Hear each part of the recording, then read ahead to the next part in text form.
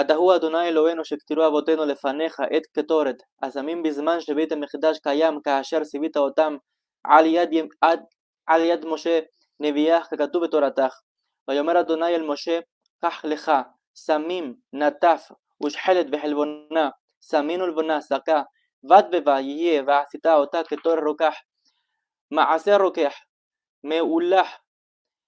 טהור קודש, ושחקת ממנה הדק ונתת ממנה לפני העדות באוהל מועד אשר יבעד לך שמה קודש קדשים תהיה לכם, ונאמר והקטיר עליו אהרון קטורת שמים בבוקר ובחטיבו את הנרות יקטירנה, ובעלות אהרון את הנרות בין ארבעים יקטירנה קטורת תמיד לפני אדוני לדורותיכם.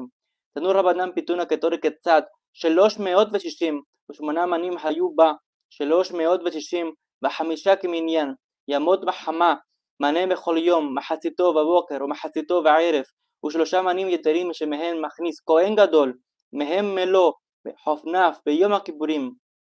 מחסירן למכתש בערב יום הכיפורים, כדי לקיים מצוות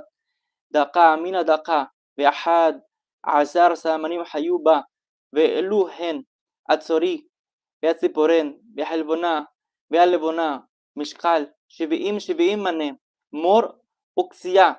ושיבולת נרד, בחרקום משקל 16 מנה, עכו 12 קלופה, 3 קינמון 9 ברית קרשינה, 9 קבין, יין קפריסין, שאין תלת וקבים תלתה, ואם לא מצא יין קפריסין מביא חמר, חיבר עתיק, מלח סדומית רבה מעלה עשן, כל שהוא רבי נתן הבבלי אומר, אף כיפת הירדן כל שהיא, אם נתן בד ובש פסלה, ואם חיסר אחד מכל שא מנה חייב מיתה. רבן שמעון בן גמליאל אומר, הצורי אינו אלף שראה הנוטף מעצי הכתף, ברית קרשינה, למה היא באה? כדי לשפוט בה את הציפורים, כדי שתהא נא יין קפריסין. למה? הוא בא כדי לשרות בו את הציפורים, כדי שתהא עזה, ועלו מאיר רגליים יפין לה, אלא שאין מכניסין מאיר רגליים במקדש מפני הכבוד. תניא רבי נתן אומר, כשהוא שוחק אומר, אדק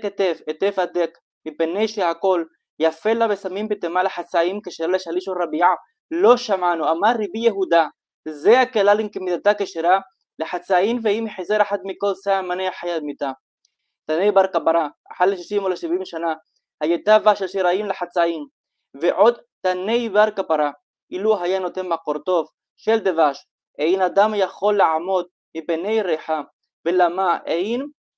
מערבין בדבש, מפני שהתורה האמרה כי כל שאור וכל דבש לא תקטירו ממנו, אישל אדוני, אדוני צבאות עמנו משגב לנו, אלוהי יעקב סלה, אדוני צבאות אשרי אדם בוטח בך, אדוני הושיע המלך יעננו ביום קורנו, בירבה לאדוני מנחת יהודה בירושלים כמעולם וכשנים קדמוניות.